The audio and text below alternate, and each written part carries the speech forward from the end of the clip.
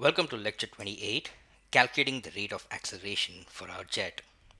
And the calculated acceleration value will be plugged into the Newton's second law of linear motion formula that we had used a few chapters ago for catapulting the jet out of the ship. And the formula was force F equals mass m multiplied by acceleration a, or F equals ma. And before we get into the calculations mode at all, we have to be aware of a couple of things. First, we need to know the catapult length of our aircraft carrier. And second, we need to know the takeoff velocity of the jet. So let's deal with the catapult length first. So our aircraft carrier, INS Vikrant, comes equipped with a short stroke steam catapult, which is a lower powered system. And this system is used for launching aircrafts off the deck of an aircraft carrier from a very short run length. A brief history about how we ended up with the Seahawk is the Indian Navy during the 1960s, maybe mid to late 1960s, wanted a long stroke steam catapult from the British. However, the deal never went through for some reason. So the Indian Navy was left with the British-made Hawker Seahawk as the only choice. And also the French-made Dassault's Etendard was evaluated, but it failed to qualify because it could not be launched at full weight using Vikrant's short catapult system. So that's how we ended up with the still gorgeous Seahawk and why the Seahawk takes off from such a short distance from INS Vikrant. So how do we figure out, or how do we get the catapult length of INS Vikrant? So for that we have to get back into the editor and we have to measure the distance from the position of takeoff to the front edge of the deck. So let's jump to the editor. So here I'm back in the editor and the main map opened. So we have to measure the distance from where the jet is standing right now, that's on this box, till the front edge of the ship, right? So the easiest way to do that would be to jump over to the top view. Okay, and if you are on wireframe, then make sure that you either bring it on lit or unlit. So now we have to measure this distance from this box till this edge.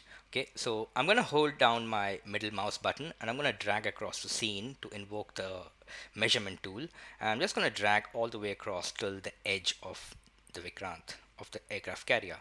Now it says 6420. Okay, now let's say 6400 centimeters. We'll just round it up.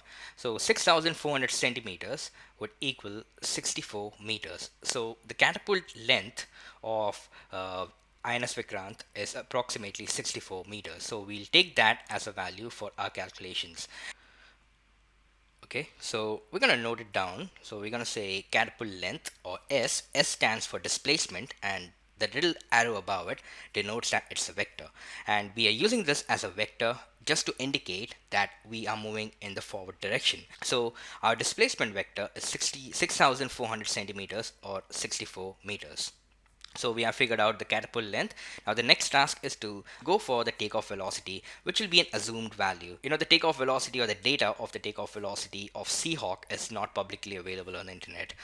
So we're going to use a reference of some modern jet or some other jet which is also carrier capable like Seahawk, whose takeoff velocity is available. So even for making an assumption, we're going to need a reference, right? So our reference is going to be the beautiful FA-18 Hornet of the US Navy. So that's the FA-18 Hornet, which is taking off from a Nimitz class carrier.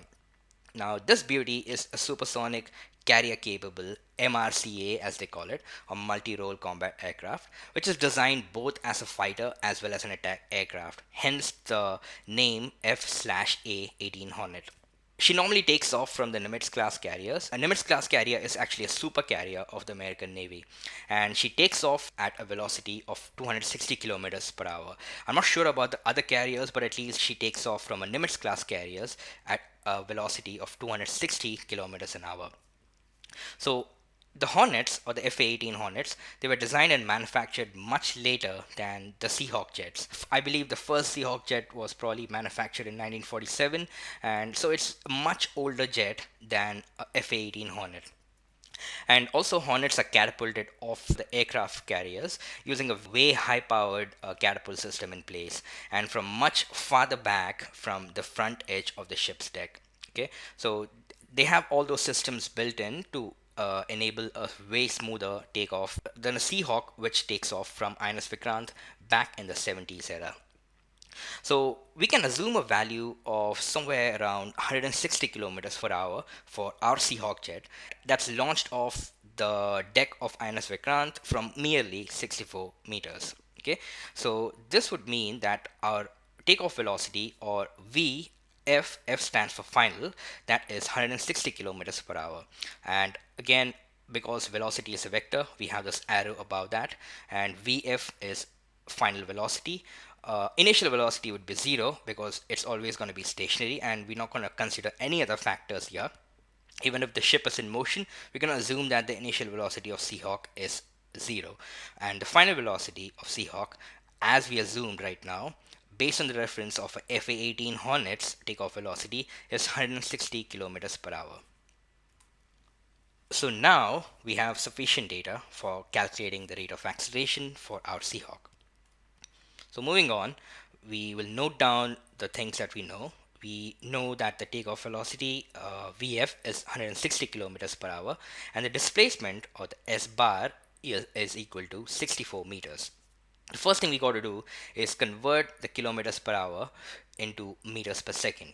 And if I can refresh your school memories, 1 kilometer per hour, if we have to convert this to meters per second, we first convert the kilometers to meters and hours to seconds, because that's the conversion that we want. So a kilometer has 1000 meters and an hour has 3600 seconds. Okay, so now calculating this, these two zeros cancel out. The final result would be 10 by 36 is also equal to 5 by 18 meters per second. Okay, so if 1 kilometer per hour is 5 by 18 meters per second, so 160 kilometers per hour would be 160 multiplied by 5 by 18, and the calculation is the final velocity in meters per second would be now 44.5 meters per second.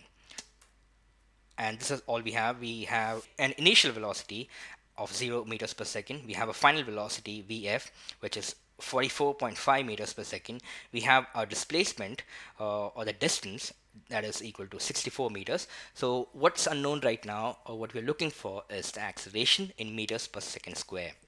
Let's clean the slate and let's bring in our given data. How do we get started? So we know this formula. We know the formula for the total displacement, which is equal to the average velocity multiplied by the delta time, or delta t. Okay, that's a basic formula that we would have learned in classical mechanics, basic classical mechanics in high school or even before that.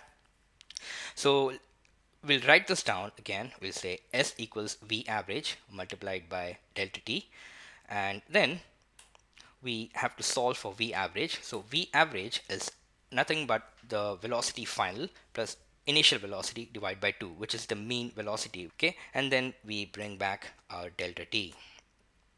And then we know that the definition for acceleration is the rate of change of velocity over time. Okay, so that delta v by delta t. Okay, so solving for delta t, we get delta v by acceleration. So let's replace the green delta t with the formula for delta t that we just found. So that would be the average velocity Vf plus Vi by 2 multiplied by delta V by acceleration, right? And we also know that delta V is final velocity minus initial velocity. That's the difference in velocities. After that, we replacing this equation, delta V equals Vf minus Vi, in the green delta V, the equation above, we get this. And we also have combined the denominator as 2a, and we have said Vf plus Vi multiplied by Vf minus Vi. Now you might know that this has turned into the algebraic form of a plus b into a minus b. So solving for a plus b into a minus b, we get Vf square minus Vi square by 2a. Okay, so Vf is a and Vi is b, so a plus b into a minus b is Vf square minus Vi square divided by 2a.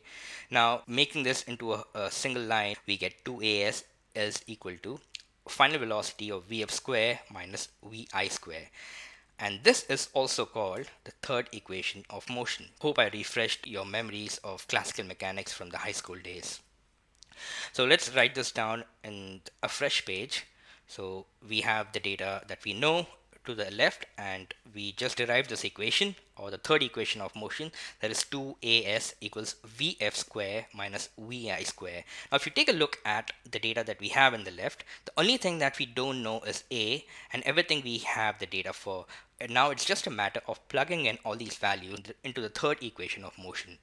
So plugging all those values, we get 2 into a into s is 64 meters, equal to Vf square would be 44.5 meters per second, the whole square, minus Vi, or the initial velocity, is 0 meters per second. So 0 meters per second square, which would get discarded anyways in the next step. So now it's a very simple problem. So now we have 44.5 meters per second square by 2 into 64 meters. Okay, and let's solve for the numerator first. We will square the numerator, push s square down to the denominator. So this is what we'll do. So this will be m into m, and we'll push the s square down to the denominator. So now 2 into 64 is 128 meters multiplied by the s square that is coming in from the term above. Now the m's cancel each other out, and then we are left with meters per second square, which is what we want, which is the unit for acceleration. So dividing 1980.25 by 128, we get 15.47 meters per second square. That's acceleration for a Seahawk when it takes off from the aircraft carrier. Now this is also the acceleration that we'll apply when the jet is midair. Now we might not use the exact value, we might probably decrease it, or we might even increase it, depending on what looks right to us. But we're going to be close to the acceleration value. So every time he hits the W key to throttle forward, 15.47 or whatever acceleration value that we choose to apply is going to get applied there in the F equals ma formula. We are done with one method. There's another method. So let's look at another method. So again, we have the same given data. We have the initial velocity as 0 meters per second, final velocity as 44.5 meters per second, displacement at 64 meters, and we are looking for acceleration in meters per second square. We reuse the same formula. That's total displacement is the average velocity multiplied by delta time. So how far does an object move over time using some average velocity, and the average velocity is always going to be calculated as Vf plus Vi divided by 2, right? This is going to be slightly different. We're going to calculate for time. So writing the same thing down, S equals V average multiplied by Vt, multiplied by delta t. We're going to calculate for time this time, right? And then we isolate the time value, delta time, and then we say delta time equals the displacement divided by average velocity. Now average velocity is again Vf plus Vi divided by 2. So that would be S divided by Vf plus Vi divided by 2. Now let's push the 2 over to the numerator. So we get 2s divided by Vf plus Vi. Alright. So that would be 2 into 64 meters, because at this point it's just a matter of plugging the values into this equation. So that would be 2 into 64 meters divided by 44.5 meters per second plus 0 meters per second. Right. So we'll rewrite that in the new page. So delta t equals 2 into 64 meters plus 44.5 meters plus 0 meters per second square is what we have. So that would be 128 meters per second, because the 44.5 meters per second, we are pushing that up to the numerator. So that would mean 128 meters per second, meters multiplied by second, I'm sorry, not meters per second, meters multiplied by second divided by 44.5 meters. Okay, so now the meters cancel each other out, m cancels each other out, and we are left with 128 seconds by 44.5. That would be 2.87 seconds is the delta time. Okay, so now using the delta time, we can easily solve for acceleration vector. Revisiting the acceleration definition, which is equal to rate of change of velocity over time.